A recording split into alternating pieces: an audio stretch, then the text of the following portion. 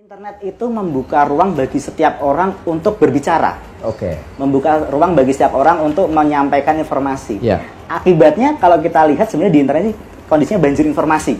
Oke. Dalam sehari kita mungkin terima banyak sekali informasi dari mana-mana. Dari media sosial kita aja misalnya. Media sosial kita misalnya kita punya 5 media sosial, udah berapa banyak informasi di sana.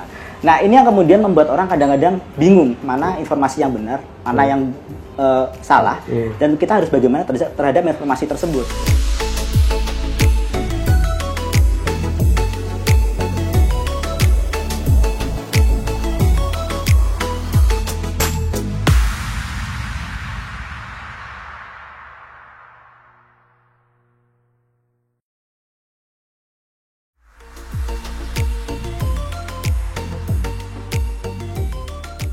Hai, selamat pagi, selamat siang, selamat malam, dimanapun teman-teman tular nalar berada dan mendengarkan acara pada kali ini. Inilah episode perdana cerita tular nalar. Semoga semua teman-teman tular nalar dalam keadaan sehat selalu di tengah pandemi COVID-19 yang sedang berlangsung ini. Saya Budi Hermanto yang menjadi pemandu diskusi pada kesempatan kali ini. Kita akan bercerita tentang tular nalar pada episode perdana kali ini.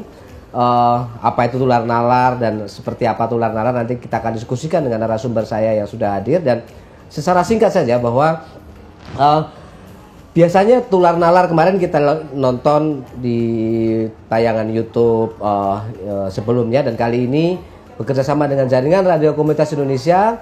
Cerita tular nalar bisa Anda dengarkan di radio-radio kesayangan Anda di seluruh Indonesia, para anggota jaringan Radio Komunitas Indonesia. Pada kesempatan kali ini saya sudah kedatangan narasumber, seorang pakar yang terlibat di dalam penyusunan materi-materi tentang tular nalar dan apa itu tular nalar. Hadir di samping saya Mas Gilang Jiwana Adhikara, namanya keren banget. Mas Gilang, apa kabar? Selamat siang, Mas Budi. Apa kabar? Baik. Ini kita lepas karena biar juga ramah buat teman-teman tuli. Karena teman-teman tuli membutuhkan mimik kita untuk walaupun nanti mungkin akan ada running text yang dibikin oleh teman. Mas Gilang, apa kabarmu? Alhamdulillah baik, Mas Budi. Ya, kita ngobrol soal tular nalar, dan saya tahu Mas Gilang salah satu dari sekian banyak pakar di Indonesia yang dilibatkan di dalam menyusun materi soal tular nalar. Mas Gilang coba ceritain ke saya, dan acara ini sebetulnya akan diambil audionya nih karena untuk didengerin oleh teman-teman Radio Komunitas Indonesia, biarpun tentu nanti akan tayang di channel YouTube ya, karena ini direkam. Ada 3 kamera di depan kita. Mas, jelaskan sih apa sih tular nalar itu, Mas? Jadi tular nalar ini sebenarnya adalah sebuah program kolaborasi antara berbagai macam organisasi yang luar biasa sekali. Ada Ma'arif Institute yang sangat terbiasa dengan dunia pendidikan. Ada Masyarakat Anti Fitnah Indonesia yang sangat gencar bergerak. Masyarakat Anti Fitnah Indonesia, Mafindo ya. Mafindo. Kemudian ada dari Love Frankie, ini juga mereka banyak berkegiatan juga. Dan ini didukung oleh Google.org. Oke. Jadi ini adalah sebuah program kolaborasi yang melibatkan berbagai macam elemen organisasi dan didukung oleh sebuah, kita tahu Google pasti kita terpikir pada mesin pencari gitu, yang paling populer di dunia, dan mereka ternyata keempat organisasi ini punya concern yang luar biasa terhadap terutama pada literasi digital. Jadi literasi digitalnya sebenarnya adalah bagaimana supaya masyarakat itu bisa mengakses informasi, mencari informasi, menerima informasi, baik secara daring maupun secara luring dengan bijak, sehingga bisa membuat kehidupan berinternet di Indonesia itu jadi lebih sehat. Lebih sehat tentu saja akan ada dampak positif juga bagi masyarakat pengguna internet baik di Indonesia maupun di seluruh dunia. Saya mau sebelum dilanjutin, tadi kan saya sempat nonton pada satu kegiatan tular nalar sebelumnya dalam saat episode talk show gitu, bahwa tadinya tular nalar ini menyasar pada kelompok akademisi, dosen, calon guru, kira-kira gitu ya. Dan kali ini tular nalar akan bekerjasama dengan Radio Komunitas untuk menyebarkan informasi soal apa sih tular nalar dan apa yang mau kita capai. Tapi saya mau tertarik soal tadi. Teman-teman pakar ini siapa aja, Mas? Kemudian apa yang dikerjakan oleh kawan-kawan di sini? Baik. Jadi sebenarnya teman-teman pakar ini diambil dari berbagai macam latar belakang, supaya kemudian bisa relevan dengan 8 kurikulum yang ada dalam Tular Nalar. Jadi 8 ini ada yang saya harus nyontek nih Mas karena banyak lebih akurat ya. Lebih akurat informasinya. Iya. Jadi yang pertama adalah tentang internet berdaya. Internet berdaya ini sebenarnya sebuah gambaran secara umum tentang bagaimana sih kita menggunakan internet supaya tidak hanya sekedar kita pakai, tapi kita juga bisa berkreasi, memanfaatkan medium ini dengan maksimal mungkin. Nah, di sini kami dibantu oleh Mbak Novi Kurnia. Mbak Novi Kurnia ini dosen di Ilmu Komunikasi UGM. Beliau yang kemudian banyak menggodok kurikulum di bidang ini. Kemudian yang internet berdaya. Internet berdaya. Ya, artinya gimana sih caranya memanfaatkan dan menggunakan internet ini secara optimal dan berimplikasi baik. Berimplikasi baik, betul sekali. Iya, oke. Itu yang pertama. Kemudian yang kedua adalah internet dan ruang kelas. Ini terutama muncul karena kemarin waktu kita pandemi itu kan semua kegiatan sekolah dipindahkan ke online. Banyak yang bingung tuh di situ, banyak yang galau. Gimana sih cara kemudian kita mengelola ruang kelas di era digital? Nah, materi ini dikelola oleh Mbak Arnida. Mbak Arnida adalah dosen di Universitas Negeri Makassar. Ini materi ini untuk guru-guru ya? Ini guru dan mahasiswa, juga untuk pelajar. Jadi utamanya ada di sana. Bagaimana kemudian memindahkan ruang kelas yang biasanya fisik ke daring, yang luring menjadi daring. Kemudian yang ketiga adalah internet dan kesehatan. Nah, ini kaitannya dengan kalau kita bicara kesehatan di internet, ini informasinya kan luar biasa simpang siur. Kadang-kadang sampai kita bingung nih, mana sih informasi kesehatan yang benar, mana yang enggak, bagaimana kita menyikapi informasi tersebut. Nah, ini juga dikelola oleh Mbak Syarifah, Mbak Syarifah Emma Rahmania. Ini dari Universitas Tanjung Pura Pontianak. Nah, kemudian ada menjadi warga digital. Di sini yang saya kemudian banyak berperan adalah di sini. Bagaimana kita kemudian menjadi seorang warga digital yang tidak hanya bisa menampilkan diri kita di media digital, tapi juga bisa beretika di sana sebagai warga yang madani, sebagai warga yang civilized semacam itu. Kemudian ada internet dan keluarga. Nah, ini kaitannya dengan bagaimana kita berinternet bagi seluruh masyarakat, bagi seluruh keluarga, supaya kemudian dalam keluarga ini ada anak, ada orang tua, ada bapak, ibu dan sebagainya bisa berinternet dengan sama-sama aman dan nyaman. Kemudian ada internet damai. Nah, ini internet damai ini yang mengelola adalah Kang Fani, kami nyebutnya begitu, Fani Syariful Awal. Dia adalah seorang aktivis di bidang inklusivitas. Jadi dia kemudian, kita di sini belajar bagaimana sih supaya internet kita itu tidak kemudian membuat orang menjadi galau, menjadi takut, tapi kita bisa menjadikan internet sebagai ruang yang damai bagi semua orang.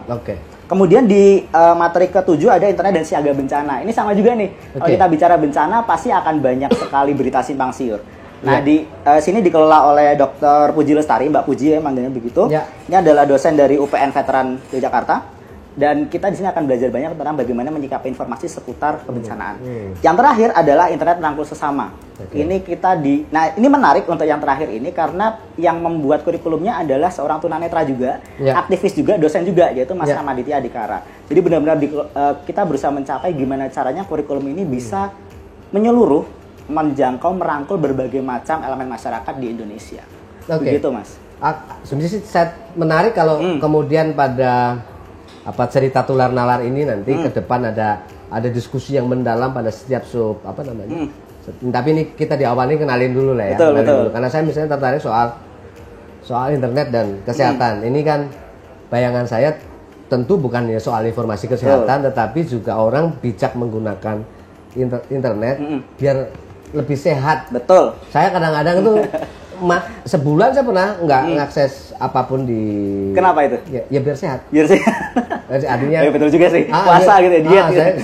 Saya puasa pakai gadget ya biar lebih sehat. Ini selain sisi kesehatan yang kita obrolin tadi soal. Tapi nanti saya akan ngobrol karena sampean yang nulis adalah soal warga digital. Ini warga digital kebetulan teman-teman beliau yang menyusun materinya sehingga nanti kita bisa diskusi lebih tajam di soal warga digital, tapi di beberapa materi yang lain semoga nanti Tular Nalar bisa sajikan informasi. Amin. Mas, tapi kita ngomongin basicnya aja. Seberapa penting Tular Nalar ini buat masyarakat? Ini adalah semacam program yang harapannya dari Tular Nalar ini masyarakat bisa belajar secara mandiri tentang bagaimana mereka harus bersikap ketika berada di dunia digital. Jadi benar-benar harapannya nanti ketika masyarakat bisa mempelajari itu, memahami apa yang ada di sana, di website kita di tularnalar.id, kita bisa menciptakan masyarakat yang bijak dalam mengelola informasi di media digital. Baik dalam menerima informasinya maupun dalam mendistribusikan informasi tersebut.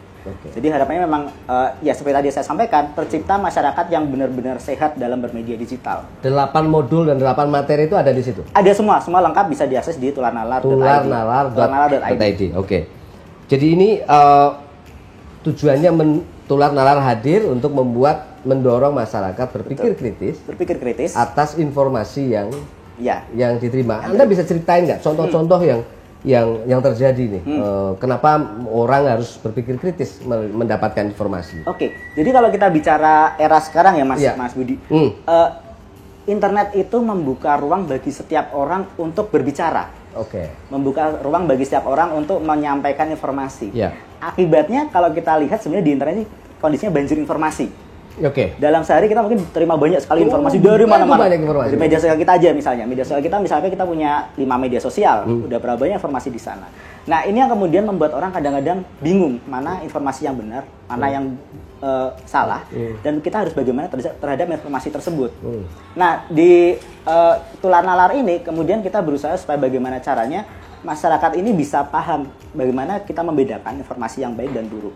Kemudian kita juga harus bisa tahu kalau misalkan ada informasi yang baik, itu kita harus bagaimana menyikapinya. Apakah cukup dengan kita distribusikan atau bagaimana? Kalau ada yang salah, kita juga harus bagaimana. Nah, itu yang kemudian harus kita petakan. Ini buat teman-teman radio komunitas di seluruh Indonesia, dimanapun Anda sedang mendengarkan acara ini, cerita Tular Nalar ini, mungkin saya akan mau mengulik soal apa sih contoh-contoh ya. Contoh informasi yang kalau itu tidak dikritisi, tidak di cross check, kemudian itu disebarkan ulang, akan menimbulkan masalah. Ada nggak contohnya? Ada, contohnya kayak gini Mas, tentang COVID nih.